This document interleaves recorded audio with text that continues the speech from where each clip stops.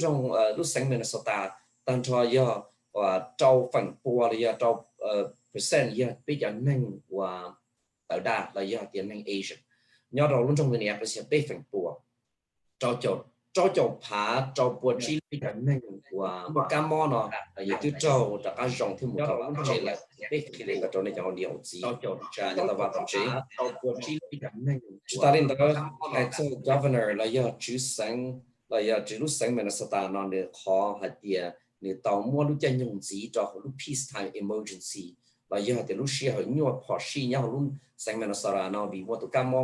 COVID của chúa là giờ thì coronavirus nó nếu lúc xí họ有么gì một cái trong đó lúc chúa thì bị cầu ý xong nó nè khi lên đó này cho nhiều gì cho nhau tàu vào tàu chế giờ lên đó là chọn và chữ chế và này有么呢chọn năng của chỉ thể chỉ tàu nhẹ trong地方的 JV 就来做嘢嘅呢人就能到，如果來炒到全部嚟nhau知道，再在全部呢，再在拖嘅呢就這個做到路做嚟問題夠醫咧，地夠醫路做嚟，有個就能冇收錢nhau啦，個要做乜嘢啦，必須啦，有個要做到睇嘅地方嘅錢，有個睇到啦，有個睇到啦，嗱，ที่個冇幾啥到幾巴那個戶冇得到 ，Hennepin County，嚟有冇幾巴 emergency assistant 嚟有幾巴。lúc xưa họ bỏ xí thiên nhiều xí thiên chọn nhẹ nó sau tổng tại giờ trâu y o bê sun o bê y trâu bê sun o bê y trâu sun in thiên mua apply tàu kỳ ba trâu cái chuyện này giờ thì có mua và emergency assistant và có tổng cả là giờ thì sát tàu kỳ ba khi lên đó này trong nhẹ trong gì sẽ đợi chúng ta lên đó nhớ là Hennepin County là cũng chừng mua kỳ ba xử lý rau mỏ chỉ cho hay cho cái mong cái này có sát tàu chua là giờ sát tàu cái lũ ba hay cho nhiều chia theo lý giải cái ba đều有钱呢，họ đã có hồ sơ thông trò lợi nè, ý tôi sẽ thông gì cũng có hồ tàu rồi hay cho cái nó hậu chỉ cho trong mọi đến đây trâu y o bê bao gì bê sùn sù sùn trâu y o bê bao gì bê sùn sù sùn em cho lỡ thả khi thầu y tăng sinh ra một trăm đầu y tăng trâu tu xa nô địa giờ mua đã chuyển về khu một đô la lại thì ba tàu này thì có cho nhẹที่สุดแล้วนะคือเราเนี่ยวันนี้ว่าจีเหตุย้อนย้อนรุ่นตรงนี้ไปเสียย้อนเขาเป็นรุ่นตรงนี้ไปไปถึงมั่วเขาใจชอบใจว่าก็ยัง主导บอกเขาย่อเขาชื่อวันนี้ก็ยังการมาโดยเขาเชิญว่าอยู่คงสิ่งที่เขาตลาดเราเลยอย่างที่มันเตลุเจมูว่าไฟฟ้าเราอย่างที่มูเราจะเจว่ายังหนอจะเชิญที่กันการตลาดที่ที่เชิญนอร้องนอหมอที่เชิญเกี่ยคือเขาคอฟฟี่เราเชิญว่าตั้งดูเราcho community center là cho và từ lúc chỉ lo mua được bê sinh sự tôi mua xí tôi muốn gì là giờ thì government center là giờ nhớ là shopping mall là họ chơi cái một kia một khứ thì là từ lúc mall nó loเลยchơi được cái một kia khứ này cái gì tao lông trên mua cho chạy vừa chủ có lông trên mua là thì bố cái cả thì lần đầu này thì chúng ta lên tại Sino Việt thì một cái mall nó lúc xưa nó một cái mall nó lo này họ lúc sáng mình sẽ tao nóไปmua cho cùng hậu là một ba mua cho mass là cho long trên mua là cú đồ là mấy bê sinh giờ thì từ chỉ tàu thì sản bao gì thiên họ sản thon gì thiên nó nên một đó hậu Department of Health lưu web page là website ya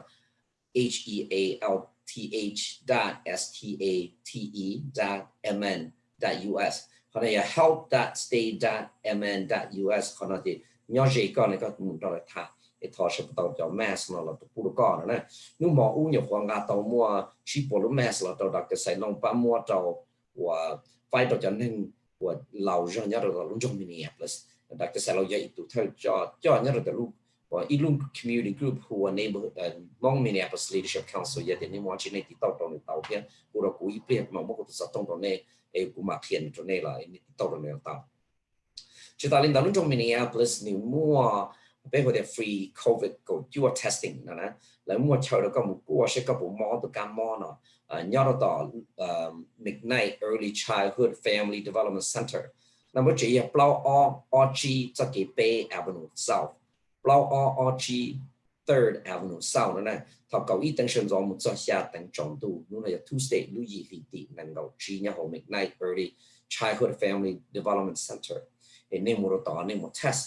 tàu nó thiệt hiện tại đó này, và nếu mua cho nên xài lưu hay lưu quần mong u đó này sẽ đào giờ thì cho nên chụp bao lưu mong là nên cái chuyện một đó, thì nếu xử lý on nút đến đó nên thiệt bao thì nên họ test nó mình rồi giả, thiệt hiện tại đó này,ถ้าthiệt đó này họ nói là free test nó này là thiệt test bút đầu này sẽ có một từ cam mòn chỉ ta lên đó khi đó này cho nhiều gì thì cái tin anh trả sẽ làวันนี้mua cái là lúa là giờ thì này và mua cho công hậu và này cho cái nhiều xe là giờ thì我做路时候我và cái chỉ dùng cho nó tổng thống mình là sẽ tụ cái đi cái đu George Floyd nó đầu tư anh ta nếu mua ta sẽ nói nếu mua cho federal loans nên là cho loan là cho nhiệt dài là từ政府 loan nó chỉ là các bạn America là một ba rồi cho là luồng này là nó của thì small business loans là khi đến đó này nè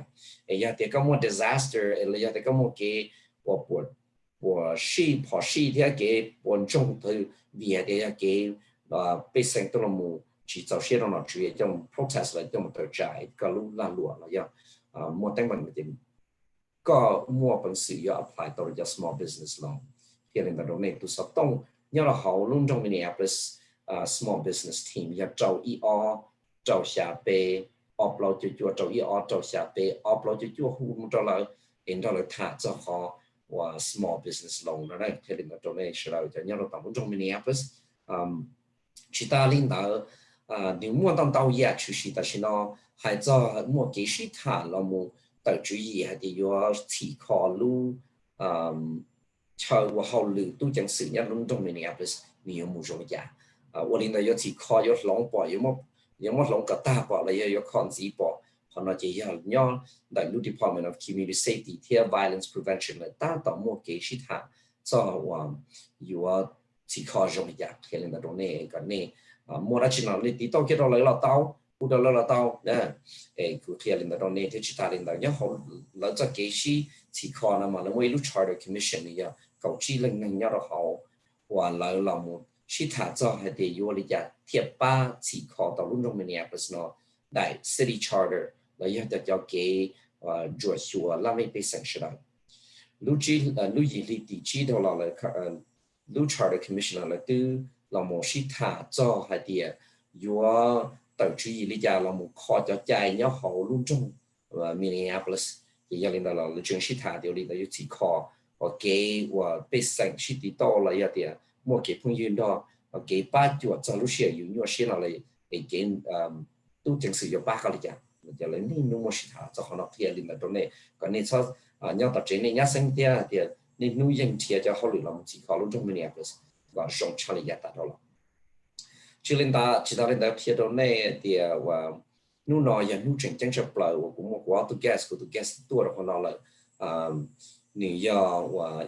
กูมาถ่ายตัวนี้เปลี่ยนนี่กูอยากกันนี่เราถ่ายในตัวคิงจีตัวนี้ที่ชีกูขอโปรแกรมว่ากูลองแชร์ตัวนี้ให้เจ้ารู้ว่าเป็นว่าผู้เจ้าเราไม่ไปสั่งส่งเนี่ยจีก็ต้องจ่ายเนี่ยต้องจงเป็นเนี่ยเป็นวันเดียวขอโปรแกรมจีช่วยเราสาวลีน้องซื้อยาเดี๋ยวนี้มัวรัชในสารนุ่งจีจะรู้แต่กูได้ถ่ายเราแล้ว直到你去帮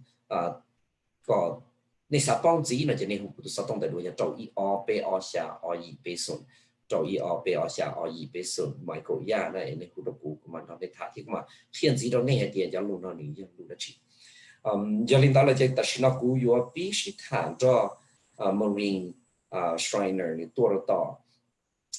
US Census Bureau 多呢，你要一个 Media Specialist 要的好。好 Minnesota, Iowa, to Chicago region, US Census. I want to welcome my special guest today, Marine Shriner, to Hmong radio program WIXK 1590 AM on air with the Hmong community in the city of Minneapolis and the surrounding area who are here participating in our discussion today. Welcome, Marine, and if you can help introduce yourself before I start asking you questions. What your Jigo Marine here, Papa to King the bed, they got to do one day. No God saw that lose success now. Yeah, thank you for having me, Michael. And I'm here to try and answer questions that you may have about what's happening with the 2020 census. We want to ensure that everyone is counted, that we have a complete and accurate count of everyone who's living in the United States. And we are now working with a timeline of trying to get everyone counted by September 30th. So there's just over 5 weeks to get counted. And I'm helping to support that as a part of the Minnesota team for the U.S. Census Bureau. 我知道在多少我觉得都是他在内做我技术那么被成像怕能够呢，被有三个莫说错人错度，你要论assignment 是大，天要论中面不是呢，为点你路小是晒行里机会等等知识，你就里地比较是给对点了，也领导个多可能也多他贴实了点。被说被成，你是讨个你了，那边弄我点说被成正正我家，那Maureen, thank you. I think it's going to be you and me, and I could do the translation. So ask the questions in English and in Hmong. Then you respond in English, and I will then translate in Hmong. Okay. ก็หลังจากกูยอใช้รูตอนหนึ่งที่จะกูยอรู้นู่ไปจ้องในรู้นู่ว่ารู้อังกฤษแต่จะกูยอให้ว่ารู้มงจะทอให้รู้มงแต่ละจะมาเรียนมาเตะรู้อังกฤษจะกูมารักษาใช้รู้มงตรงนี้จะเนี่ยส่วนก็จวนนะจะมัวแล้วจีเราหูสต้องรักษาตัวกูเราเต่านะเจ้าอีออเปออชาออีไปส่งเจ้าอีออเปออชาออีไปส่งกูเขาหลุดยังรุ่นตรงนี้ plus เขาหลุดเช่าเขาหลุดว่า neighborhood community relations department. Maureen,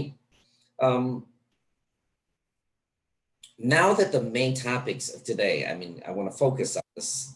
census. There has been a lot of developments in census. If you haven't completed your form yet, you should do it soon. Join us to talk about the census.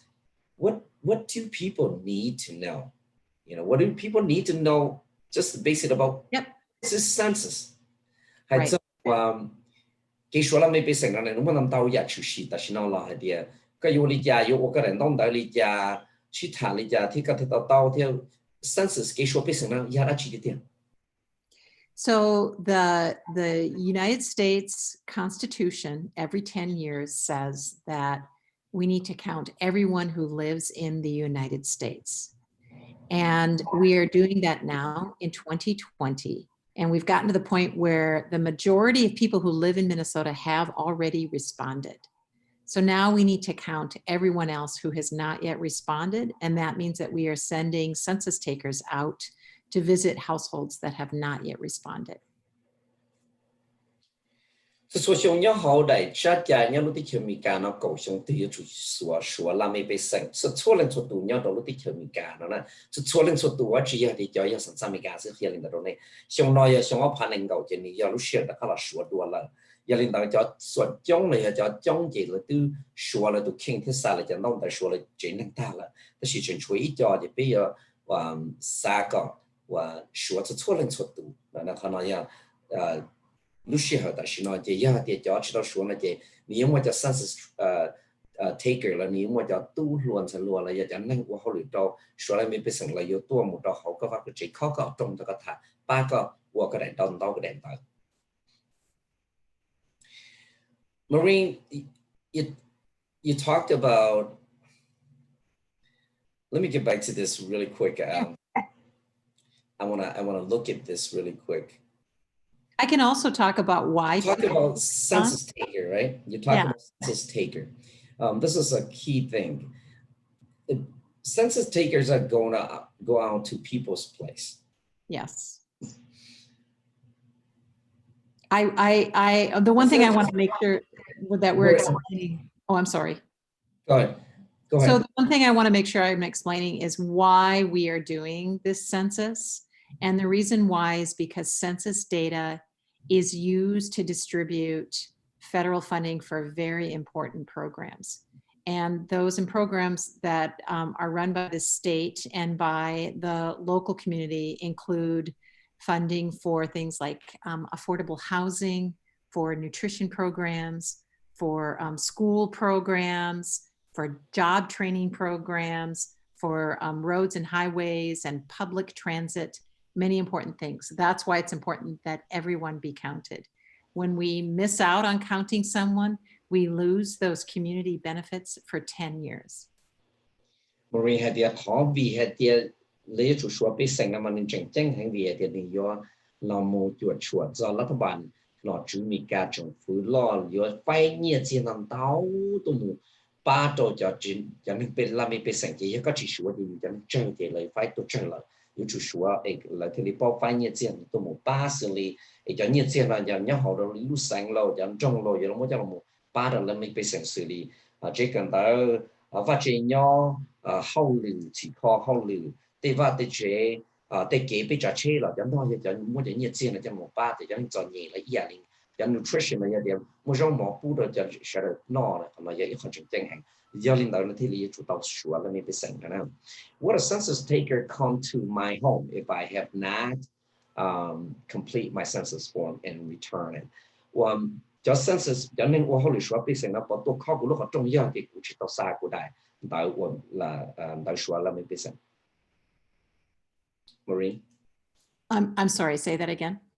The question is, will a census taker come to my home if I have not done my census paper? Yes, yes. So census takers began knocking on doors in Minneapolis a couple of weeks ago already. And they will be practicing public safety practices, so that you will see the census takers having a face mask on. And who census takers are in 3 different ways. The first way that you can see them is they will have a badge that's visible. You can ask them for their census taker badge. It says U.S. Census Bureau, and it has a watermark on it. The other way is they will have a census phone that says U.S. Census Taker. I'm sorry, the U.S. Census Bureau. So they'll have a phone with them that says U.S. Census Bureau. The third way is the questions that they're going to be asking. The questions that they're going to be asking for the 2020 census are basic. They're your name, your age, sex and race of the people that you and the people who live with you. They are not going to ask any questions about your social security number. They are not going to ask questions about your income. They are not going to ask questions about your citizenship status. So those are 3 different ways. The other way is that they're going to be practicing public health safety. So in addition to the face mask, they will not be entering your home. They're going to be standing 6 feet away from the door. And they're going to keep your information that you're responding private and confidential. So if anyone comes walking by while you're doing this interview with them, they will stop until that person passes so that they can get a private and confidential response from you. And the Census Bureau does not share that information with anyone, not with law enforcement, not with your landlord, not with any other agency. Hai cho họ census cho vậy tu cho nên của họ luyện nhất là họ kỹ số là mấy cái sinh nó do thì có chỉ tàu xa cái đèn tông tàu là chỉ lúc cầu lúc gì thì từ bi đó lúc gì thì tỷ cầu ý nó là nhất tàu lúc trong cái này là lấy tôi khó cái lúc hoạt động ấy lấy tôi nó có thả thì có và là sản lượng có cho kỹ số là mấy cái sinh mà lấy vừa mua ít lúc face mask là ít lúc long trên mua có và những chỉ cho được cam mo nó chỉ ta lên là lấy mua ít đại badge là ít đại bad hay tiền lợi nhớ là họ U.S. Census khi lên là donate chỉ ta lên là đại badge là nếu mua họ watermark là vậy họ mark những đại badge là ít cho ít tầng đây là chỉ ta lên là mua lúc sắp tông và mua U.S. Census U.S. Census phone là khi lên là donate là yêu chính cả là donate họ này lúc chế là nhớ là trâu phi đến là này vậy thì muốn năng là nó chế là chỉ là những chế là chính này làต่อจากนั้นเขาจะละมันเน่ก็จะนั่งที่เลยจีว่าน้อเลยชิงแค่ตัวเนี่ยรู้ว่าเราเจเลยชินนู้นซะเดี๋ยวก็ว่าเขาหรือตอนนี้ตอนเลยจ้าก็ตัว social security เลยจ้าวันนี้ก็ไปสังสารแต่รู้น้อเลยชินนู้นชิเลยนู้นซะเดี๋ยวเบงวันนี้จ้าก็นุ่งยงเลยจ้าก็ยังหายนั่งได้ชีวันนี้จะนั่งกันทุกย้อนในนิยมจ้าจะน้อยจะนั่งว่าเขาหรือเนี่ยเราเขาว่ากี่ชัวไปสั่งเนี่ยแต่ U.S. Census เอเคียเลยแต่ donation เลยก็เนี่ยเป้าในที่ชินชัยรู้เชี่ยวตัวข้อเนี่ยเขาจ้องแล้วได้จะเนี่ยตอนรู้เป็นรุ่นจงในเนี่ยพลเสียที่ปีถอรู้จวดลีรู้ยีลีตีว่ารู้ยีลีตีเก่าอีละนั่นแหละที่เรียนใน donation Marie, can you tell us what the response rate are in the Asian community? Are there neighborhoods in Minneapolis that are currently undercounted? Marie talkกับพี่ใช่ย้อนในว่าคือสามต้องแต่ชัวร์ไปสั่งละหนึ่งหอมุ่ง phần của dòng lý giả thì chỉ ta lên đó cho dây dòng nhất đó lúc trong Minneapolis nè cho dây dòng đấy lúc dây dòng từ giờ lúc dây dòng và nếu cho nên chỉ là chỉ hoặc là cho đông đại số bị sinh đào tràn. So because census response rates are confidential, we cannot tell you exactly which households have not responded. The only way that we talk about areas that have not been responded would be by what's called census tracts, large neighborhood areas. So in Minneapolis, there are some neighborhoods that have low response rates. So if you think about the state of Minnesota having 73% responding, that means about 3 out of every 4 households have responded. There are neighborhoods in Minneapolis that are fewer than 50% have responded. So that means almost 1 out of 2 still need to respond. And those areas are Prospect Park, University of Minnesota neighborhoods, Como neighborhoods, and Hawthorne. All of those neighborhoods have response rates below 50%. And that means that, 1 out of 2 households would need to get visited by a census taker or that they need to respond on their own.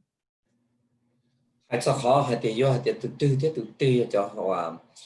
xa chân đông tới tua là chỉ những cụ chỉ họ dùng gì dùng cho là hay tàu thì nhớ tàu lúc trong Minneapolis cho chờ cho Georgia City Prospect Park lo University of Minnesota neighborhood lo Como lo Hawthorne lo cho nên cho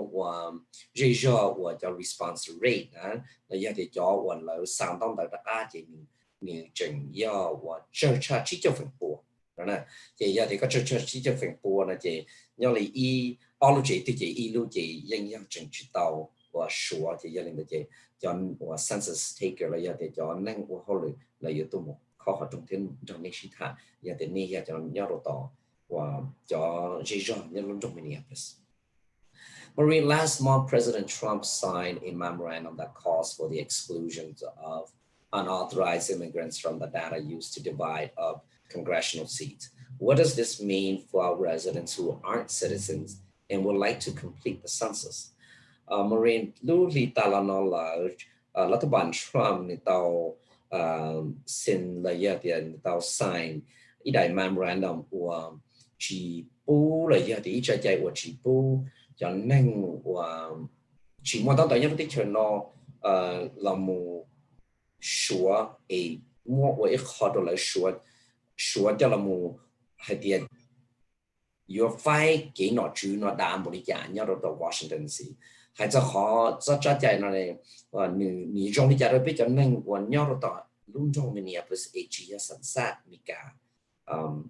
có là họ xã và cho form là giờ lại xã số là tụi kinh tế là chính năng này yếu lý giải thế yếu trong lý giải đâu. So the one thing that I want to make sure people know is that the Census Bureau is committed to a complete and accurate count. And this means counting everyone in the community. So be counted, count everyone in your household. The issues about what happens after that data are collected will be decided at a later date. The apportionment counts are to be decided by December 31st. That timeline and how that will work out is yet to be finalized. It's not finalized yet, but what is coming to a close is the timeline when you can be counted. And that's why we're trying to emphasize it's like you must take the time, take a few minutes to be counted and have everyone in your household counted. It's important whether you are a citizen or not a citizen. If you were living in the United States by April 1, 2020, you are to be counted in the 2020 census. Hãy cho có và chính chấp là hãy cho số kỹ là mình bây giờ mà sao có sẽ đầu số cho lên số tụ và nhớ đó làที่mình cảm là thiên có bây số cho lên số tụ là chỉ thằng đấy thì mình thì chỉ nhớ là bây giờ đó thì lúc chạy nhau là người tự do ta thì tiền là số là chỉ huy tạo là sự giờ hắn thì bây giờ lúc cho thì là sự thì là sẽ là chủ số sẽ có sẵn sàng thì chỉ sẵn sàng mình cả cái năng muốn đông tới nhau thì chỉ muốn là người chẳng chẳng hàng họ completed accurate count ya dia có số số lên số tụ họ đang đi họ nên chính chính chụp lại lên đó thì lên đó donation là cái ni cho sĩ li ở bên là thì sư cái công sĩ ở bên là thì cái là một ba số cái kinh tế cái chính năng họ cái sản xuất thì chỉ sản xuất lần này cái chỉ là ni chỉ chính chính họ này chỗ cái nhau lúc tới chơi mình cả nó lúc bao lì tỷ vấn thị tỷ ý xong ở phần năng cầu ấy cái nhau lúc tới chơi mình cả nó sẽ nếu muốn nông nghiệp hành của cái chủ tàu số cái tụ kinh tế cái chính năng đó nè. Maureen, why is it important to complete the census? I know you talked about this, but I want to reemphasize, why is it important? Vì lý do này thì chính chẳng hành động là mình phải sản xuất cho tụi yêu chủ số là tụi kinh tế là chính. Two primary reasons. The first is that we want to make sure that our community has fair representation in Congress and in the Minnesota legislature and also with the city council. And that is determined by census data. The other reason is we want to ensure that our community gets our fair share of billions of dollars in federal funding. And that federal funding goes to state and city budgets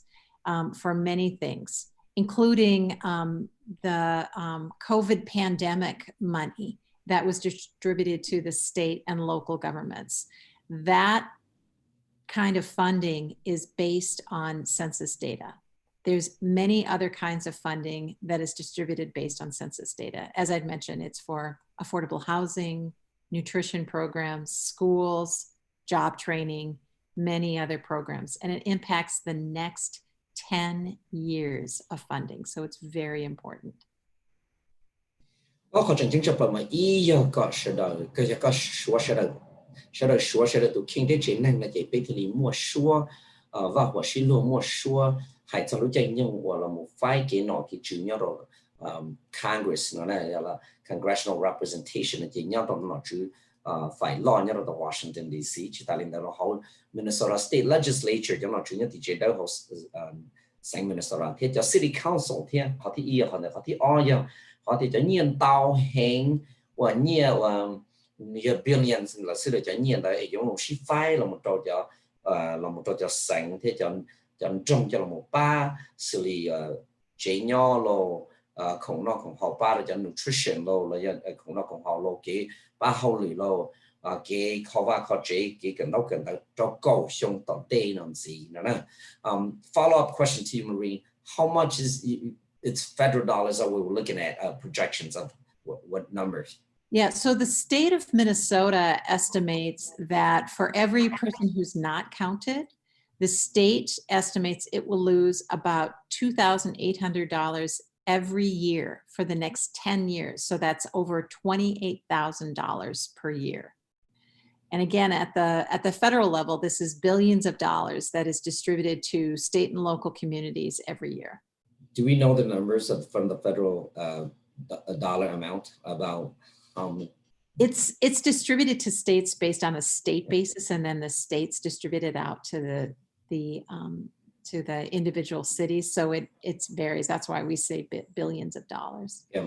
mình tao cho nhiều và lấy một cho phải nhiều billions lại lấy, giờ lên đó giờ thì ít tụng năng tiền nhau luôn trong lưu ở sang Minnesota luôn trong Minneapolis luôn chỉ số na thì mình từ xia giờ ở phải bộ tàu ý xong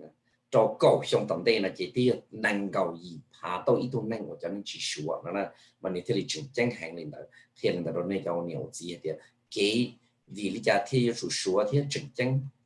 họ cho cái số thì nhiều ít tụ bị sản giờ bị sản xuất có chỉ sản xuất mình cái chỉ nên mình cái muốn đông tới nhau là chỗ cái nhau lúcที่mình cái nó thầu lúc lâu thì tí xong ở phần này cầu sẽ có một phần sự số đó có được kinh đó.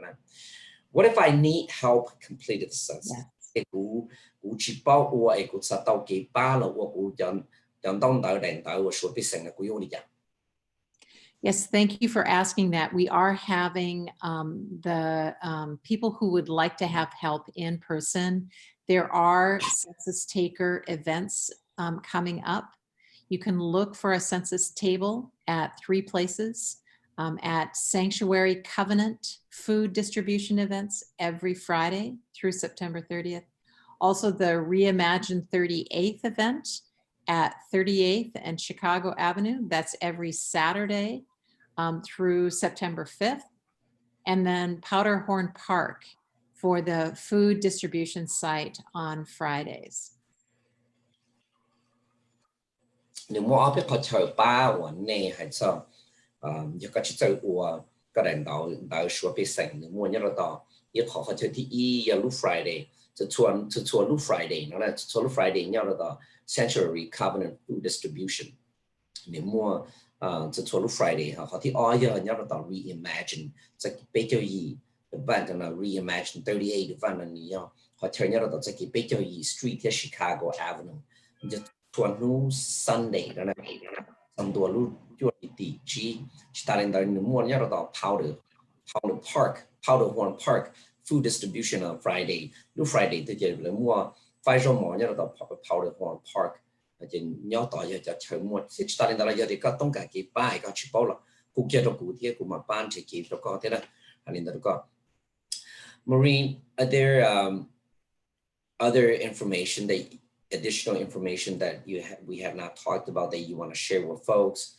regarding the significance, the importance, the urgency to complete the census and be counted. But truly, lu có samo share là samo khi đó biết trọng điểm trọng gì là số what you know hay cho thì vì lý thì chân chân hay cho ưu cho thả cho. Yes, I do want to share that we want to make sure that everyone is counted. And for the Hmong information from our website, you can go to 2020census.gov/HMN. So again, that's 2020census.gov/HMN. So they'll find information in Hmong at that site, including a video guide to walk them through how to complete the census. So again, it's 2020census.gov/HMN. Nhớ đồ hậu US Census là lúc web page là để có một đồ hậu internet để có một đồ năng gầu census.gov/HMN là gì nếu mua của lục mong thì là mua đầy video hay thiệu của lục mong thì có thể có dụng đầy census form là để có dụng đầy tạo số bị sạch rộng rãi này thế chỉ ta đến là giờ đến nay khu là khu đặc biệt của kia là những tàu của tụi sẽ trong những tàu y o pe o xia o y pe sung tàu y pe o xia o y pe sung. Maria, I want to thank you so much for you to come on air and share these very, very important information with the Hmong community. Greatly appreciate your time and thank you for everything that you do. What cho Marine, what các tôi đó nó share là giờ để mua cho lưu trình chân hay chân sửa cái sửa là mình biết nhớ số của cho nó phụ được bây giờ thì của chúng xin đi rồi. Thank you so much. My thanks. Thank you.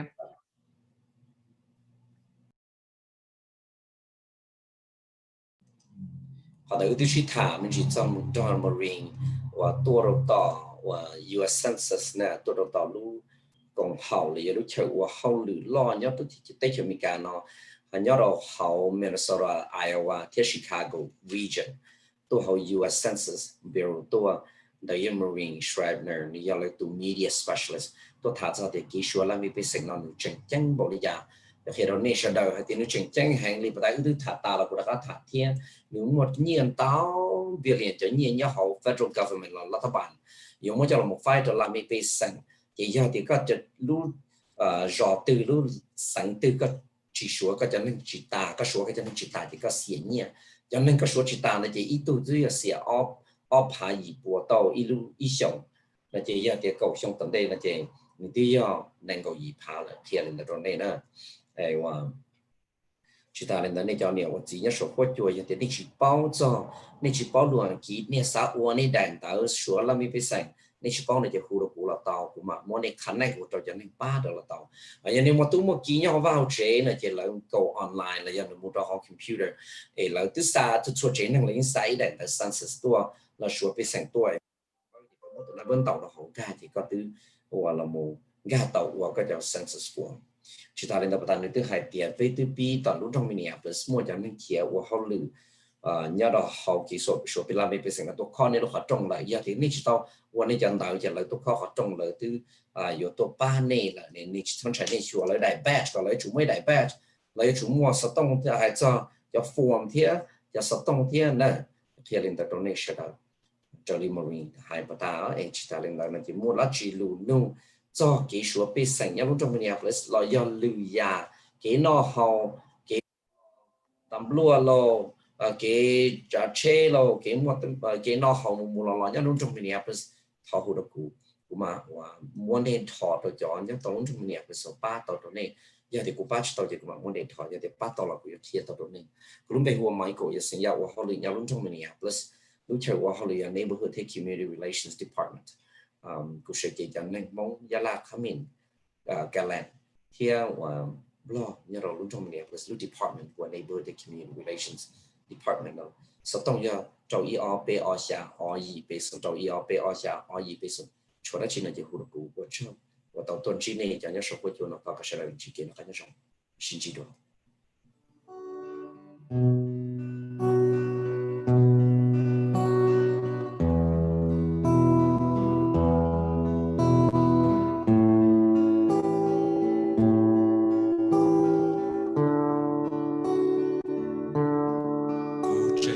gió lù chơi mong nhớ sầu rồng lù chơi gió chiông vang lòng nhớ mùa hạ rồng bao giờ lâu lâu rồi chân đời đủ chu nia sơ hoa trái đâu chỉ tàu cá đủ xa gió mà cha yêu rong xia u lúa giờ gió thông tơ yêu nhớ gió nhìn chu bê u sim lần tiền đất chỉ lu xuống tiền xa gió mà ua trâu cô muôn từ kia gió tia mùa inu gió tia cụ tao mu cụ sa trọ cá bò lũ chơi vòng lòng đồng gió tia mùa inu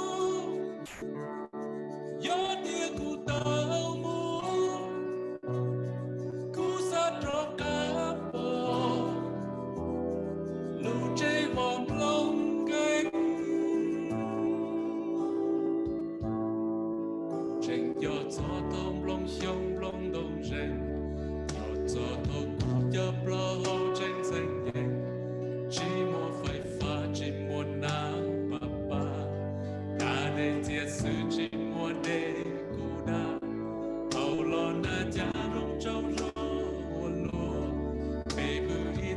chân công tơ ra mùa họ chụp họ cho cho ba bù lu chế sát gió mà gió lu đánh thao chân mê mê gió tia mùa inu gió tia cụ tao mu cụ sa trọ cá bò lu chế vòng lông đồng gió tia mùa